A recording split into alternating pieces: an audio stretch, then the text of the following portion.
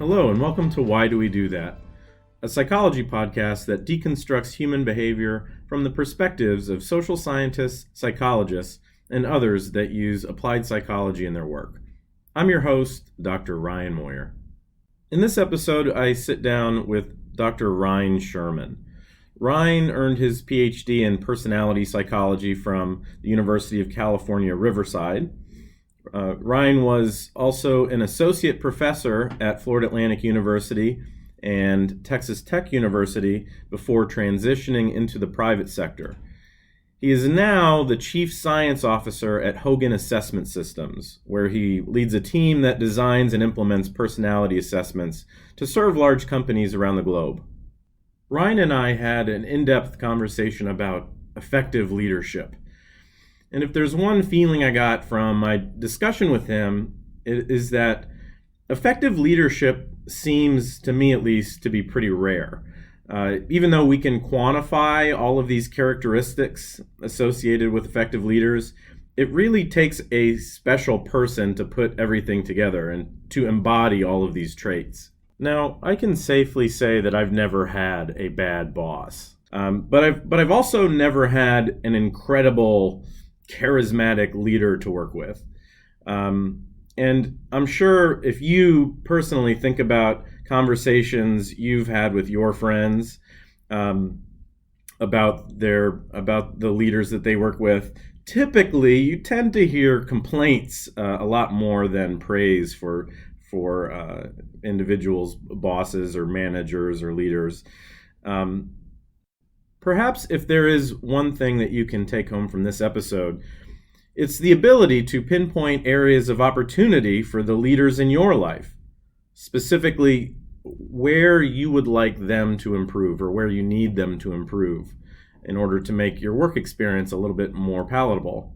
There's nothing wrong with coaching up leaders as long as you do it in the right way.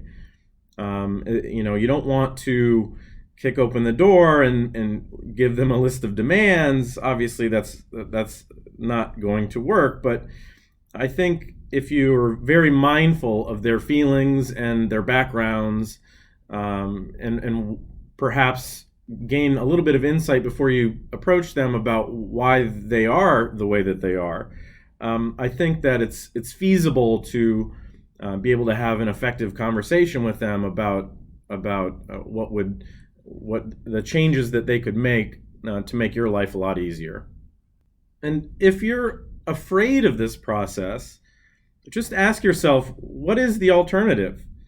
Because the alternative is that you don't speak up and that you essentially just tolerate or put up with poor leadership indefinitely.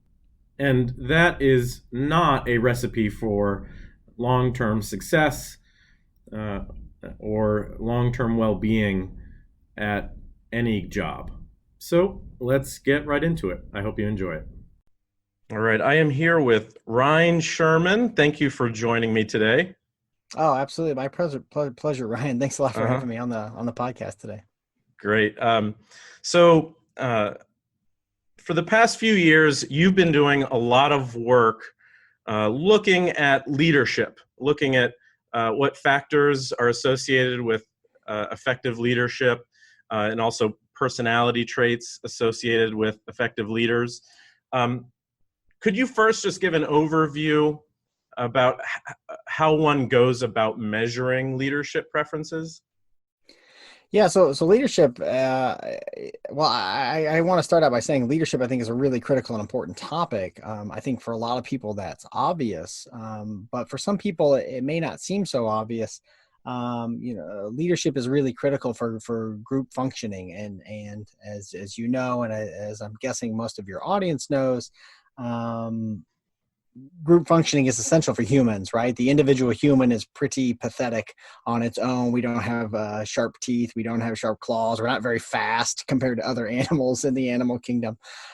So what we do really well is we get together in groups and we can coordinate really well. And leadership is really about that. It's about coordinating groups and coordinating group function.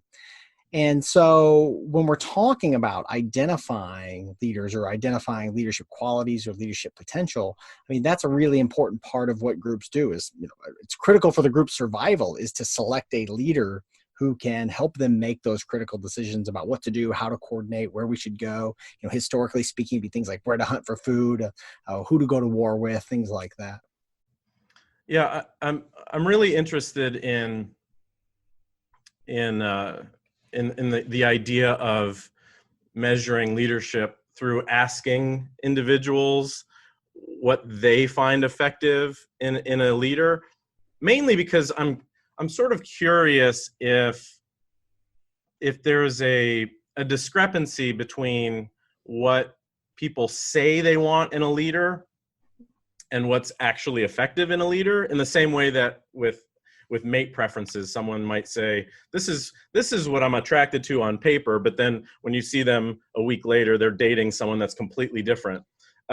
So in terms of what you've seen, in terms of like how you measure leadership through self-report or through other means, is there any evidence of that? Do you see any discrepancies, or is it pretty much consistent?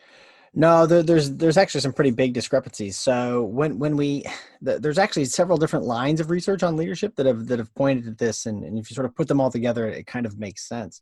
So lots of research on leadership, particularly the academic study of leadership, has said, okay, we want to study leadership. I know what we'll do. Let's go find a bunch of people who are leaders and measure things about them: how tall they are, how strong they are, how broad their jaw is. Then they'll measure their personality characteristics, things like that, and that all seems fine. But the problem is they assume that because you're in a leadership position that you're good at it. Remember, I said earlier that the goal of leadership is to coordinate a group, coordinate a team. That's what a good leader does. But getting into a leadership position doesn't really require you to be good at that. It just requires you to be good at getting into a leadership position. And so this is where these discrepancies really start to emerge. So some people are really good at getting in leadership positions and some people are really good at leading. And so when we look at and there's about 10% overlap there, by the way. There's some people are good at both, but not very many. And when we start to look at what do people say they want in a leader, some of those characteristics really match that first group who's really good at getting into leadership positions. We call these emergent leaders or leadership emergence. Some of those characteristics really fit on that. And some of the characteristics really fit on what we call leadership effectiveness. I'll give you an example. So one is integrity. Everybody says they want a boss, right? So you can ask questions like, tell me about your best boss ever, the best boss you ever had. And integrity always comes up as really critical, right? So this is people who tell the truth, they're honest, they don't double deal, they give credit where credit is due, that sort of thing. They hold other people accountable, right? So if people are slacking off, so that's all integrity.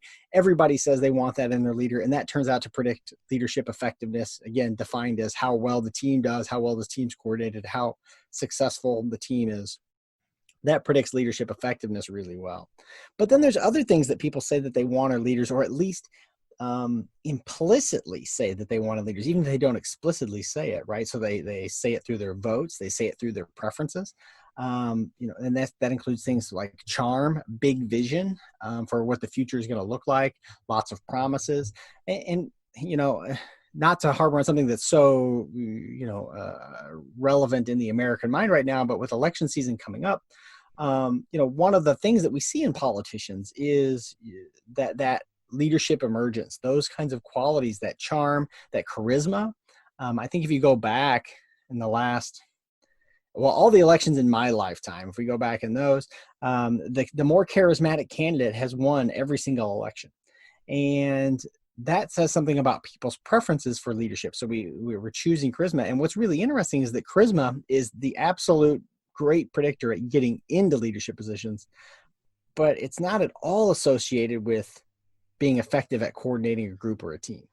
Yeah, my first thought when you said that was, if you look at, I mean, I'm fairly cynical about politics, and if I were to look at the types of people that we elect as our leaders in whether it's the national or the state level, I look at them and I think to myself, a lot of the smart people, the empathetic people that I know, would never even run for office. And the people that I see in office are they tend to be a little bit on the narcissistic side, and that was, the political world seems like the perfect example of how you would have someone elected into leadership, but that doesn't have all the qualities that you would want. Yeah, and I mean Plato talked about this too, in Plato's Republic. I mean, he was talking about what is the ideal leader, and he was right. He was saying that the ideal leader is pretty much someone who doesn't want to lead, someone who feels compelled to lead only because the alternative is somebody terrible leading, right? So they're sort of like, okay, I guess I'll do it only because I don't want so and so to ruin everything. And So it's that are kind we of person is ideal. are we missing something? Like, in other words, is it even it, what is our target then for an ideal scenario of pushing people to leadership positions? Should we force people that have all these great traits into leadership positions, or do we somehow coach up the ones that end up there? Well, yeah, that's a really good question, and I think that the data are pretty much in support of what we need to do is a better job of identifying high potential leaders and getting them into those, compelling them to be in those positions. There is we do a lot of work on leadership development where I work, but that can only take you so far. That's what the reality is that you can change these behaviors, you can change those things in subtle ways, but making dramatic shifts and sort of the person's core motives is really difficult to do. And I advise companies, I advise people all the time that you're way better off in terms of your return on investment on that selection side, working hard on selecting better leaders than working hard on developing leaders. That doesn't mean you shouldn't develop leaders. I mean, there's certainly value in doing that, but in terms of bang for your buck, you're better off at trying to select people who have that potential. And if I can add one more thing there, Ryan, I think one of the really critical things that we see with organizations, and so we're talking about politics, but the same kind of politics, so to speak, happen inside business organizations all the time, right? The people who get chosen to be leaders get promoted.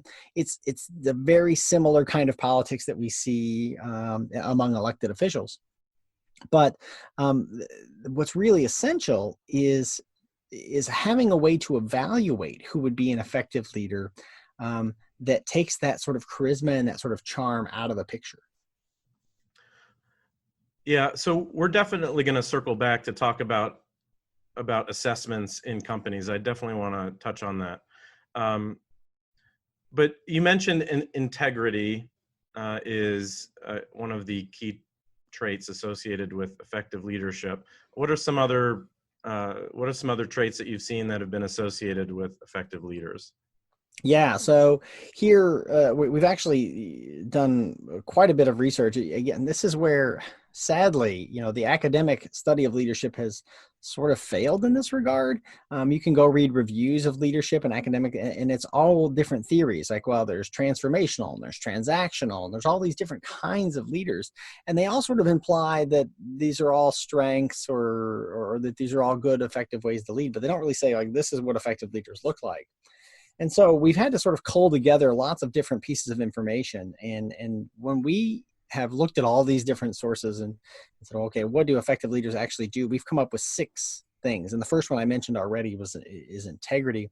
The second one is competence. You kind of have to know, like, the business that you're in. So if you're the CEO of a motor vehicle company, you ought to know something about cars. You ought to know something about how they run, how they work. If you're the head coach of a football team, you ought to know something about football, right? I can't just be like, I can't take the CEO of Ford and put him in front of the Denver Broncos and lead to a Super Bowl, right? They don't know anything about the business that they're in. So you really need to know something about the business that you're in. The number 3 thing is decision making. And the big picture here is that we're going to make a lot of bad decisions, and everybody's going to make bad decisions when you do Anytime you're in a business, you're going to make some decisions that are wrong. What's important is that you make the best possible decision with the information in front of you, and you do so in a relatively speedy manner. That doesn't mean you do it super fast, but where we see lots of mistakes happen is people who are just too reluctant to make a decision. Well, we need to wait. We need to wait for more data. We need to wait for more information to come in. And so what people want, and what effective leaders do, is they make decisions on the best available information they've got, and they make them relatively quickly. But most importantly, they learn from those mistakes, right? Because they're going to make mistakes when they make those decisions, and that is how they react to those that's really important. And then I'm going to jump into the fourth one. Yeah. Let's Sure, stay on decision making for 1 second. So in my experience in the corporate world, one thing that you tend to see is the sort of sandwich effect where you have in the middle you have a leader, whether it be a director or a senior manager. In terms of how they would please the people that report to them, the people that report to them want to slow down, be cautious, right? Be measured with what they communicate. Oftentimes they're the subject matter experts in some area. Then above them are the vice presidents and other, executive level leadership. And from the top to that middle person, it's all about speed. And then from the bottom up, right? The bottom up is where the reason lies, and then the speed and hurry up, let's make a decision, that comes from the top. In terms of your opinion, like how does that? What would you say is the best approach for that person in the middle there? Yeah, well, I mean, I think that's always really tricky. In fact, this is some of the research we have. We find that this is where, in many respects, lots of leaders get stuck because for a couple of reasons. One, so there's some research showing that really effective managers at that level, that is, their teams perform really well, get overlooked by their by their superiors, right? They don't do a good job of managing up. That is what they do, a really good job of managing down, keeping their team going, keeping their team motivated, getting really productive results. But then what they do is something that we think is really important, is they end up sharing the credit for those results. They end up saying, well, look, I have a great team, I have a great staff, that's why we're so successful. And the upper management looks at that and says, well, yeah, that's true, and that's it. And then whereas there's this other group of leaders in that middle group that's much more like those emergent leaders we talked about before, who are really good at managing up. So they, they're always sort of touting their accomplishments. Look how well I did. Look how great I'm doing. I think I should really get the next level up. And they're really good at playing those organizational politics. And so this is why I think it's so challenging. I think for organizations, because you see the people who sort of strike you as real go-getters, really enthusiastic, really charming, really promising, and even high potential. That group who's really good at managing up is seen as super high potential, and this other group gets looked over. So, I mean, in an ideal world, it would be that second group, or that group of really effective managers who they're the ones that are doing the right thing, that are spending their time, managing their team and keeping that team being effective. And I think in terms of decision making, that means they are doing making the decisions, just as I said before, but we're working within that team scope, right? Without dealing with the pressure that's coming from the top. Yeah, I'm glad that you said that this sort of decisiveness is a trait that is seen in effective leaders, because I would think I would be worried that that people that report to their leader or working under a leader, I would think that leaders would be terrified of making a wrong decision, and that would trump making any decision. But what you're saying is that you would say it's okay to make the wrong decision, but you have to make it within that window so that you're not drawing it out too long. Yeah, and I mean, you can certainly make mistakes both ways, right? So we've probably all known people who make decisions way too quickly, way too. I had a friend once who, you know, she said, "Well, I'm in love with this guy, so now I'm moving to Oregon, and I'm packing all my things and going." And she bought plane tickets and movers and all this stuff. And then like 2 days, and this is after seeing somebody for like a month. And then like 2 days before the big move, that's it. We broke up, canceled the flight. I mean, thousands of dollars down the drain. This sort of impulse. So we can certainly make decisions way too quickly, but I think when we get into the corporate level and people who are at that level, the more common error we see at that level is making them too slowly. Okay. So you mentioned competence and decisiveness. What are some other traits for the effective leader? Yeah, so the fourth one we see is a vision. So people want to know, if you're on a team, you want to have an idea of where we're going, what's the future going to look like. To go back to the 2016 election, I will say this was one major difference between what Donald Trump offered versus what Hillary Clinton offered. Donald Trump had this vision. Whether it's true or not, it's really irrelevant. But what he offered was this vision of make America great again, and what Hillary Clinton offered was, I don't know, policy. Which, just not a very exciting vision. And so people want that. They want to know, where are we going? Where are we headed? Why should I be motivated to do this thing? And really effective leaders offer that vision of the future. Right. So they're basically reducing uncertainty. Kind of. That sort of makes sense, right? Yes. Anything that you can, in terms of a soft skill leader should have, is reducing uncertainty and fears and anxiety, because if you can kind of lay out where it's going, then people they're not worried about that. They don't have these questions floating around. That's super interesting. Yeah. And then the other Mm-hmm. two I would add, one is that, and this is from a series of studies done by a researcher at Stanford, Jim Collins. He identified really two effective characteristics among high performing CEOs. One was just this relentless pervasiveness, right? That they're just going to get the job done. They're just not going to quit. They're just going to go for a really long time. So people want leaders who just work really, really hard, which is not a big surprise. And then number two, and this was the one that was surprising, was humility. Is that and this goes sort of back to the first question, what we talked about, is that it turns out that humble leaders are way more effective than the sort of grandiose, attention-seeking kind of leaders, in large part because the humble leader motivates people to work for them because they're giving that team credit, right? So if I'm working with someone who's sort of narcissistic, how much of my ideas am I going to share with them if I think they're just going to steal them, they're just going to take credit for them? How much am I going to want to work for them if I know that if we fail, if we lose, they're going to blame it on me, but if we win, they're going to take all the credit, right? Humble leaders don't do that. Humble leaders give the credit to their team when they succeed, and they take the blame for failure, right? They put the loss on themselves, and people really want to work for somebody like that. Now, a lot of what you're saying, makes sense. In terms of what these traits are. Just out of curiosity, have you seen anything that totally surprised you in terms of what individuals, either what they report in what they want in a leader, or what they find, or what you see as being a trait that makes them effective?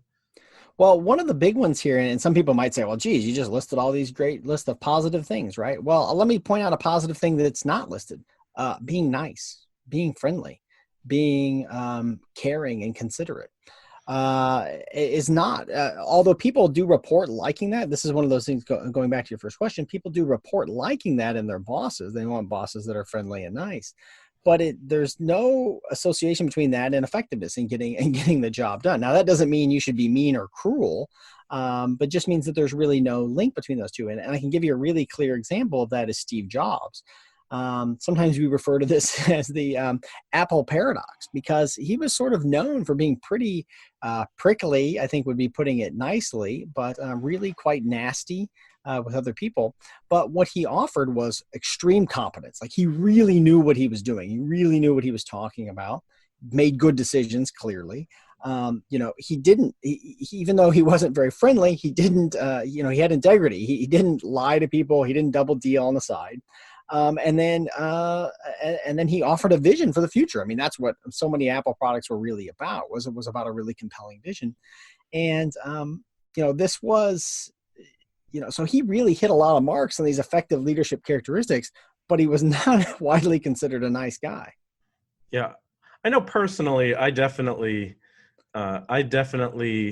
don't mind if someone that I'm working for is very, using the term nice. I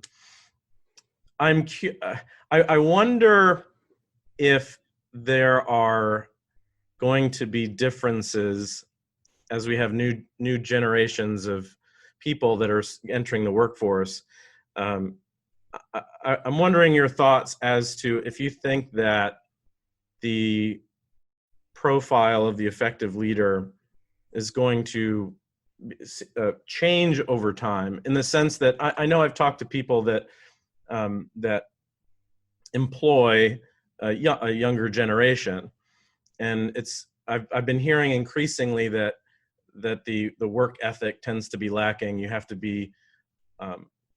do a lot more hand holding, which it seems like that may or may not be something that you've seen associated with an effective leader. Do you think that it's going to change over time, or has changed over time? Yeah, so I mean, what we find and what we found is that these characteristics of leadership effectiveness have really been around for a long time. In fact, a lot of things that I've just said, even though I've used modern terms, if you go back and read some of the classical writings from ancient Greece, you find, oh yeah, they're kind of all in there. I mean, integrity is a really big one that shows up there a lot.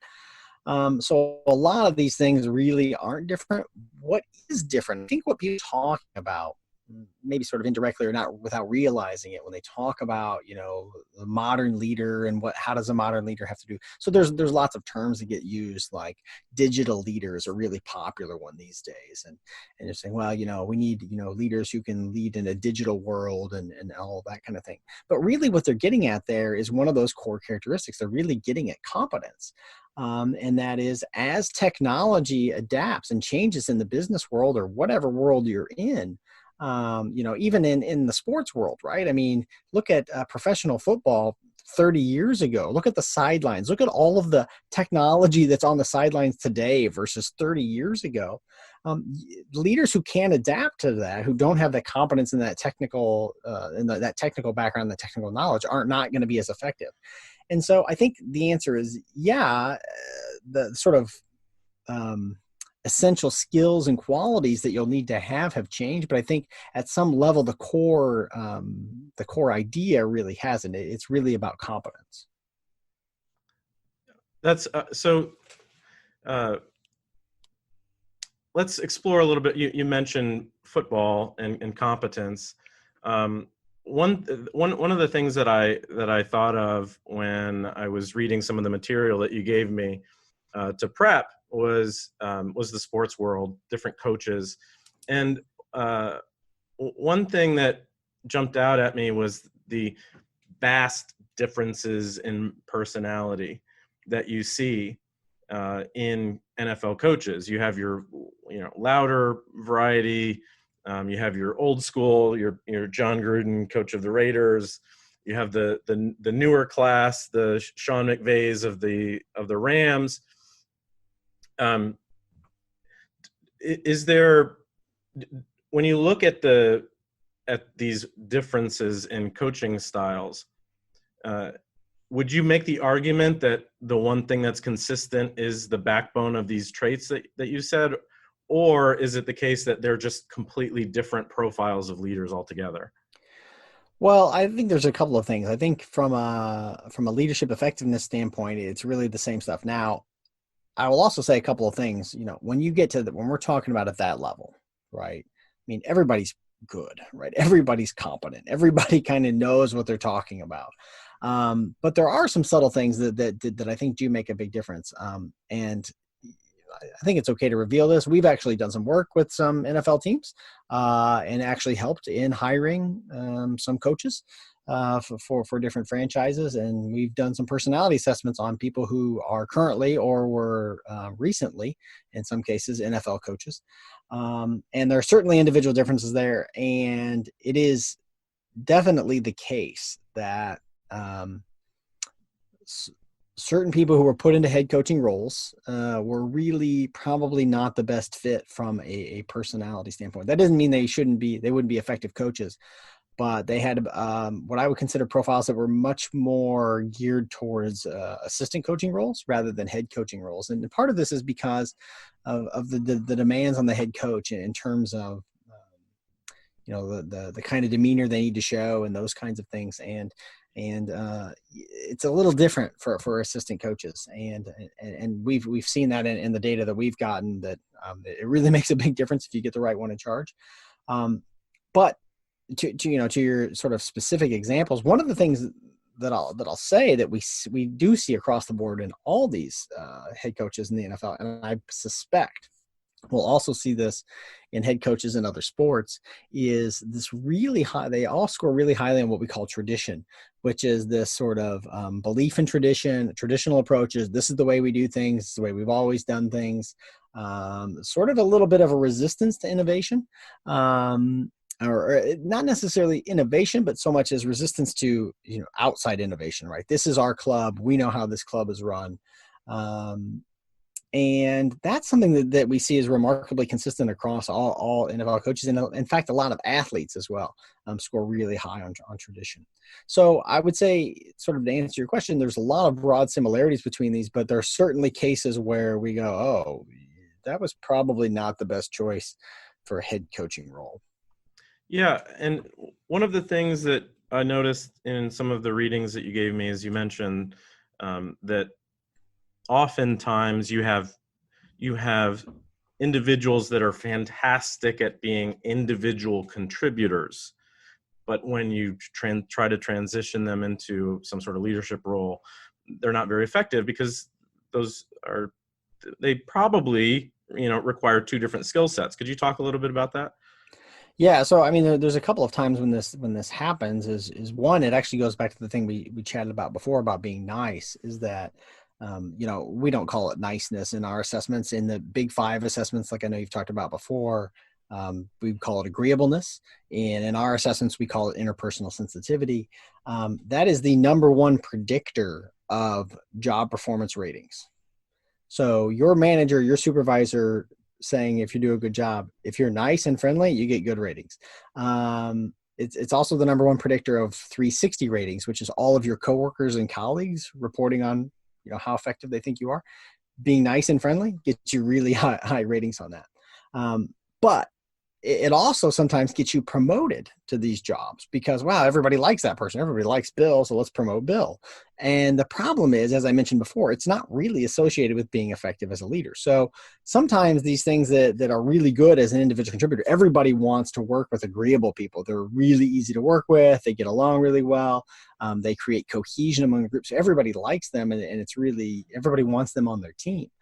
But they're not necessarily the most effective at leading. And so it is one of those things that gets you into those leadership positions, but doesn't really make you good at leading. But there's a whole host of others that fall into that category. Some individual contributors are just, it's just that they're really good at doing the thing that they do, and they're not really team oriented, right? So they're just, they're self-performance oriented, and they might be super high performers. And again, this same group of people gets put into that leadership role because everybody goes, well, you're the best salesperson we've got, Karen. And so Karen gets put in that leadership role, but she's not really well suited for building a high performing team. Let's go back to your comments about being niceness, or what is it in the data? What is niceness referred to? We call it interpersonal sensitivity. Interpersonal sensitivity. Let me play devil's advocate for a second. Suppose that it's not so much that niceness is not a trait of an effective leader, but suppose that just being a nice, or being scoring above average on this attribute has other positive impacts on the team that may not have a one-to-one relationship with what you would classically label as effectiveness. Is that a possibility, or do you, based on what you've seen? Well, and it may be possible. Like I said, in our data, there's just like no relationship. It's not that being nice is bad for leadership. It's just that they're not related. So, being sort of tough-minded is fine, but being friendly is fine too. Neither one is really more effective. That's at least what our data show in terms of building and maintaining these high-performing teams. Certainly, people say they prefer to work for a nice boss. So, in that regard, there may be some sort of more downstream consequences in terms of maybe keeping the team intact. It might be important for that long term, but in terms of the team's productivity and effectiveness, we just don't see a close relationship. Okay. So that also triggered a thought about, you always see these, you always hear stories of, oh, the boss didn't show up and we were more productive than we ever were during this day. Is that any, in your opinion, is that any sort of argument for a sort of hands-off minimalist leader type, or is it just the case that you're just removing someone that's being counterproductive? Yeah, well, one of the most, well, it could be both of those things, but and I think as I round out this point, that'll make sense. One of the most interesting ideas in the leadership literature going today is this work done on what's known as leadership versatility. And that's really the ability to do a couple of things at once, to be strategic, but also to be operational, to be people-oriented, but to also be task-oriented. And leaders who can do both of these things can sort of switch directions. One way to say it is that they can guide the ship, and then sometimes they get down on their hands and knees and swab the deck as well, right? So leaders who can do both of those things tend to be much more effective. And so I think in the case of your example, what we have is, it may be that on that day, it's removing someone who's toxic. And quite frankly, there's actually a lot of evidence for really toxic leaders causing lots of problems in organizations. We estimate that about 2/3 of managers are ineffective and should not be in their role, but are anyway. Wow. And it's not just our data. This comes from lots of other data from lots of other people.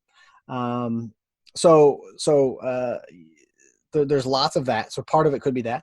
Part of it could be that some managers are really micromanaging as well, right? So just not having them there staring over your shoulder is what's really effective at getting the job done too, is that now nobody's here pestering me.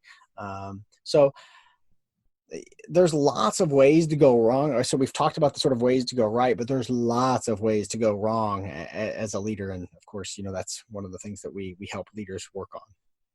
Talk a little bit more about that. What are the big no-nos as far as something a leader might do that would really compromise the value of a team? Yeah, so our work around this area started with this guy, John Bentz at Sears, who was hiring. He was hiring every manager at Sears stores all across the country for decades, and they all had good IQ test scores, and he was just managing monitoring their progress as managers and leaders for a really long time, and about 2/3 of them got fired at some point. They just were like, they're not effective, and they had to let them go. And he was really extensive, and he cataloged all of the reasons that they got, were let go.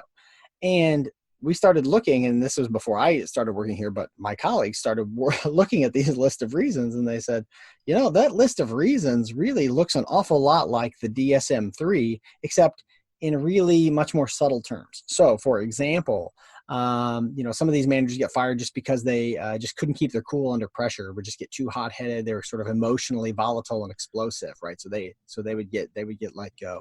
Some of the managers just couldn't trust anybody, right? And they were just mistrustful of everyone, so they got let go. Some managers, like we talked about before, were way too slow making decisions. They're extremely cautious, and were just afraid to make any mistakes. And so because they were so afraid to make mistakes, they never got anything done. Nothing ever progressed. So they got let go. Other managers micromanaged. Other managers were overconfident and took on too much. There's just a whole, we classify 11 different what we call derailers. And we measure people on these things and give them feedback on them, that managers can go wrong, and really it leads to managerial failure and career failure. Now, you mentioned working with these. You mentioned this corporate example. You mentioned working with some NFL hiring processes. My last question for you is, what is the overall state of using these types of personality assessments in the corporate world? Is it growing? Do most of the companies incorporate some sort of personality assessment? I have some experience in my analytics time looking at some sort of hiring tools. A lot of it was focused around these sort of virtual job tryout type things where you're putting candidates through the ringer with a real world scenario. I noticed that it was a lot harder to pitch the personality type stuff. It tended to be taken as very, very sexy, but people were not really willing to take on these personality measurements and strictly apply them to hiring. What is the current state of affairs with these types of assessments? So what we find is a few things. One is that a lot of companies use personality assessments. We personally work with about 75% of the Fortune 500. And there's obviously lots and lots of other companies out there that test publishers and personality assessment companies work with. There's a lot of sort of hesitance I would have if I was like, if I'm an HR person and I was going to go work in looking for personality assessments. You have to be really careful because, so if I was going to make a drug, let me give you this example. If I was going to make a drug to help combat some disease, I would have to go through all kinds of testing. I would have to get approval from the FDA, show all of my data, show all of my work to get this drug approved. So that's a heavily regulated industry. The personality testing industry is completely unregulated. It's the wild west of industries. So literally anyone can make a personality assessment and say, our assessment works, our assessment's valid. They can say these things and nobody can hold them accountable for that, right? And so it's buyer beware kind of world. And so what's really critical, and we see lots of this, is finding a company that is grounded in science. They can show you their data. They can show you their results from the validity studies that they've done. And validity is just, a fancy way of saying that the thing that you measured, the personality, actually predicted something you cared about. It actually predicted job performance. And the reality is lots of companies today that you can just find out on the internet, just Googling around, can't do that, or they won't do that. They just say, well, that's proprietary, or they hide behind these kinds of things that aren't really necessary to hide behind. We have proprietary information in Hogan too, but and there's other companies that I'm not saying Hogan's the only one. There are other companies that also have proprietary information, but are regularly subject to review. We submit our materials to review boards. And so that's the thing I would really be careful of if I was, in the HR world, is making sure that I got something that I knew was high quality, and there's really three things. One is that it actually predicts performance. Number two is that it's fair. It doesn't discriminate against job candidates in some bad way. And then number three is that it's cost effective in terms of what I'm looking for. Yeah, I totally agree with you. I've had similar conversations in previous roles where it was, just talking about the necessary rigor and how you should properly apply these types of things. Yeah, I totally agree with you there. So to close, you probably tell a lot of stories as you present some of your material to corporations and other leaders. Could you give me your perfect example of a leader? Who is your example that you like to go to that personally speaks to the qualities that you've discussed today? Yeah, so we get asked that question a lot, and there's lots of really good examples of highly effective leaders out there. The one that I've been talking most about recently, and partly because of the COVID crisis and dealing with leading an organization through a crisis, is this woman Tammy Jo Schultz. And again, what I think is nice about her is that I don't know that she would be classically seen as a leader. This is a woman who you may remember a few years back, I think about 2.5 years ago, was the pilot on a Southwest Airlines flight. And this is the only Southwest Airlines flight that ever lost the life of a passenger. This is when the part of the fan blade broke off on one of the wings. And it struck part of the plane. The window partially opened up and a passenger was partially sucked out. And unfortunately, that passenger died. But there's the audio call is available. You can just look up Tammy Jo Schultz audio call on YouTube and listen to this audio call. And to think about what's going on that airplane, think about how the passengers are reacting, think about how the flight attendants are reacting, and then you hear her voice, you hear her talking to the tower, you hear how calm she is, how in the moment she's staying, you can even hear in the tone of her voice that she's thinking about those people on the back of the plane, right? This isn't about her. This is about doing my job. This is about those people that I'm working with, that I'm working for. And, under this highly stressful situation and to land this plane with no trouble at all, you just think about somebody like that and you know what, that's what we really like in a leader, is someone who has those kinds of qualities, that can look at a crisis, remain calm, can make effective decisions in the face of that crisis, can give us a path forward, right? Can reassure us that it's going to be okay, and can get the job done. And that's what I think she really exemplified through that. Now, I don't think she thinks of herself as a leader, but I think this is a really nice example where we go, yeah, but this is the kind of person we want to have leading. I can only hope that all of the pilots that are flying commercial airlines have that level of composure. Absolutely. Hopefully that's the case. Well, thank you very much for joining me today. I really enjoyed talking about leadership. Thank you for being so gracious with your time. Oh, absolutely. My pleasure, and happy to chat with you anytime, Ryne.